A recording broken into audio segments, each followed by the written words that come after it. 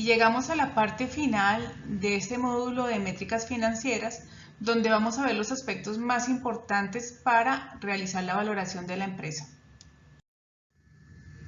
Dentro del protocolo de valoración hay unos aspectos que son importantes para poder encontrar el valor económico o de mercado de una empresa.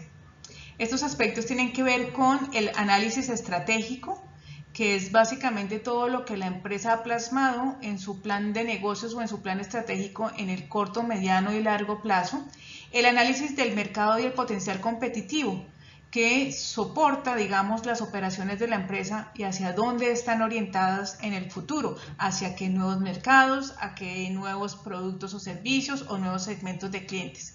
El análisis operativo y de productividad, que muestra cómo son los procesos dentro de la empresa, cómo son sus procesos de producción, de ventas, de servicio postventa, de capacitación, todo lo que tiene que ver con los procesos internos de la empresa y cómo crece, digamos, la empresa desde el punto de vista de conocimiento y de innovación.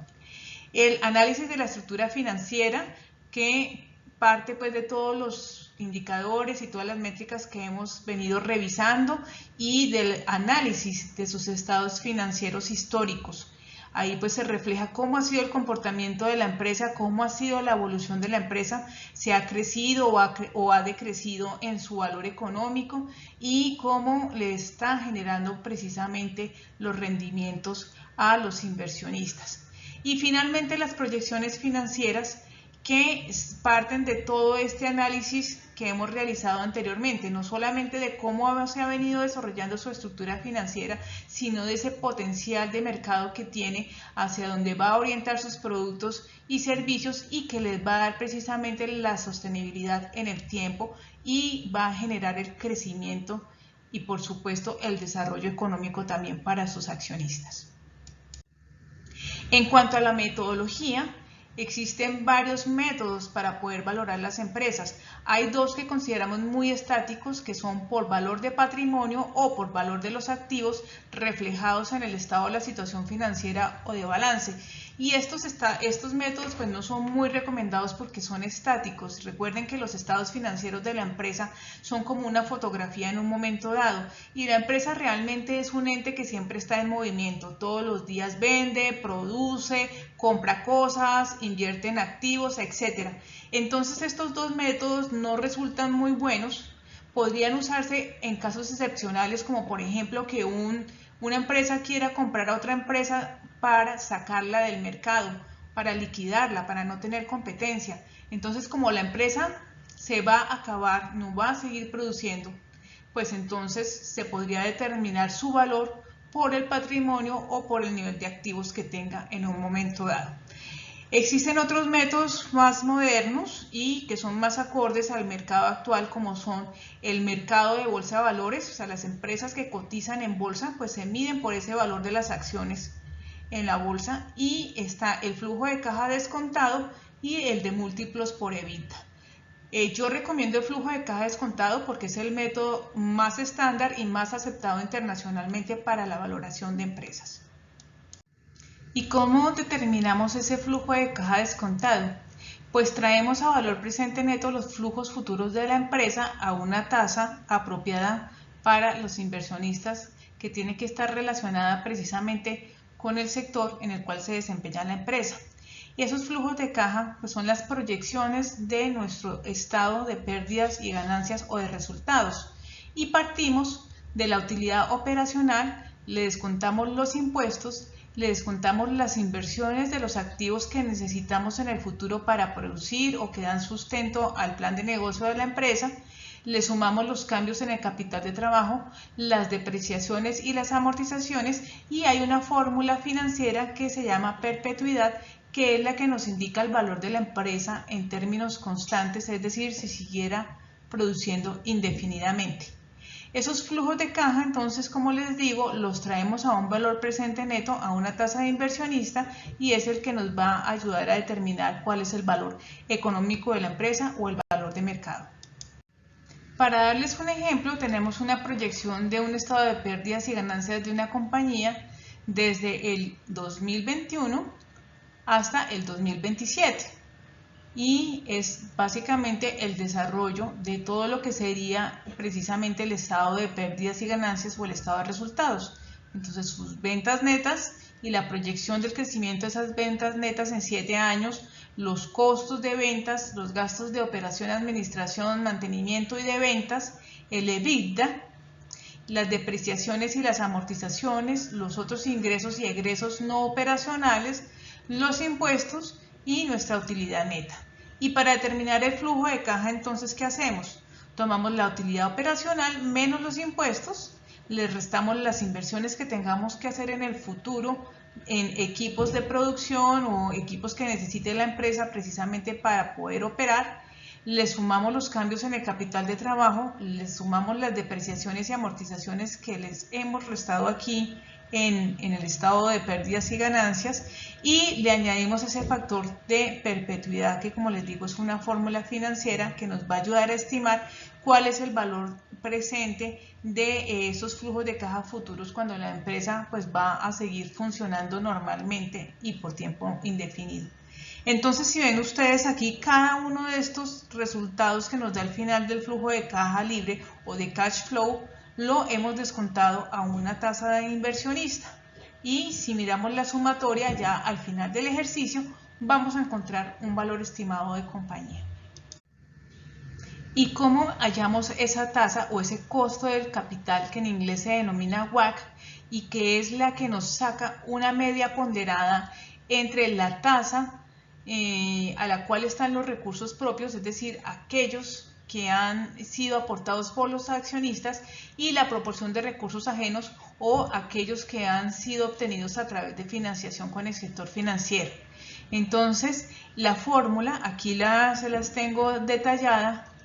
toma el costo de capital, o sea, el costo de los recursos propios, ese KE o ese costo de capital de los recursos propios, a la vez también implica una serie de fórmulas financieras donde se estima cuánto valen los recursos de un inversionista en un país determinado. Tiene que ver también mucho con la tasa de riesgo país, con la tasa de riesgo del sector donde se encuentra la empresa, etcétera. Hay unos referentes de mercado que cada país los tiene y muchas veces los mismos bancos o fondos de inversión o empresas de financiación sacan reportes donde estiman cómo se comporta ese KE o ese costo de capital para los accionistas. Está el capital aportado por los accionistas, que es simplemente el valor que está en el estado financiero de balance, que es el capital inicial o el capital con el que cuenta la empresa. La deuda financiera, que son los recursos que se han obtenido a través de financiación, y el costo de esa deuda financiera, que es la tasa a la cual los bancos o las entidades financieras nos han prestado esos recursos, y la tasa de los impuestos. Entonces, digamos, estos son los aspectos con los cuales se formula el costo de capital.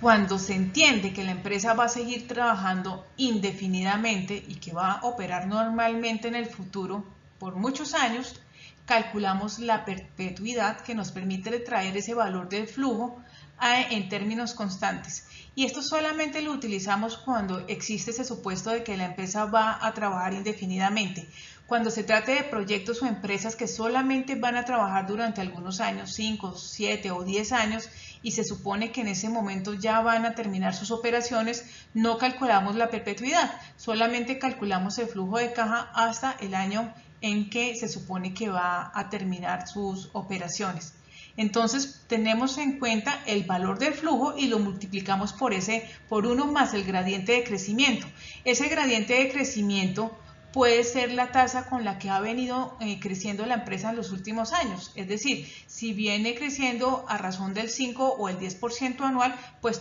podemos tomarlo como base para ese gradiente. O podemos también tomar estudios de la industria en la cual estamos y referentes para saber en qué tasa crecen anualmente las empresas de ese sector. Entonces es el valor presente, es el valor del flujo por 1 más ese gradiente de crecimiento y lo dividimos sobre el WACC que acabamos de ver, la tasa del costo promedio del capital menos el gradiente. Aquí tengo un ejemplo de lo que puede ser los resultados de valoración de una empresa. Entonces tomamos esa tasa WACC o ese costo promedio del capital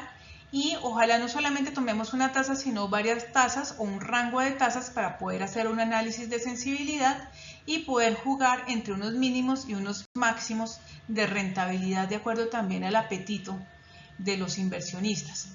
Eso, si traemos nuestro valor presente neto a esas tasas, pues nos van a dar los valores en ese momento a esa tasa de descuento que representan el valor de la compañía. Podemos también tener de referente el EBITDA que la compañía arrojó durante el último año y relacionarlo, mirar a cuántas veces corresponde el EBITDA en términos de múltiplos de EBITDA. También podemos sumarle la caja de la compañía. La caja de la compañía pues pertenece a los fundadores o a los actuales inversionistas. Entonces a este valor presente neto le sumamos la caja que tenga disponible la compañía en ese momento, le restamos las deudas puesto que se supone que los nuevos accionistas empiezan sin deudas, y también les podemos sumar, en caso de que sea sujeto de transacción, todos aquellos bienes inmuebles, terrenos, etcétera, que pueden ser parte también de la negociación y que se les tiene que dar un valor comercial diferente al tratamiento del flujo de caja. Eso al final, digamos, todas estas sumas y restas de todos estos ítems nos van a dar un referente de valor neto de compañía para poder nosotros ofrecerla a nuevos inversionistas, ya sea en su totalidad o ya sea una participación de la misma. Y recuerda que la valoración es el as bajo la manga, porque no solamente te ayuda a apoyar decisiones estratégicas como seguir, vender, fusionarse, crecer de manera orgánica e inorgánica, decidir sobre qué líneas de negocio quieres continuar, abandonar o cuáles potencializar, sino que también te va a indicar cuáles son los factores que generan o destruyen valor dentro de la compañía. Si quieres conseguir un socio, es importante que te asesores correctamente, pues el proceso de valoración no solamente implica conocer el valor económico de la compañía o de mercado, sino además todo el proceso que tiene que ver con el relacionamiento, con la búsqueda de inversionistas, con todos los requisitos necesarios para poderlo hacer de manera adecuada y de acuerdo a las normas o a las leyes vigentes en el país, y todo el apoyo que necesites para el proceso legal, tributario y el cierre financiero que implica vender una empresa o vender una participación o admitir un nuevo socio dentro de la organización.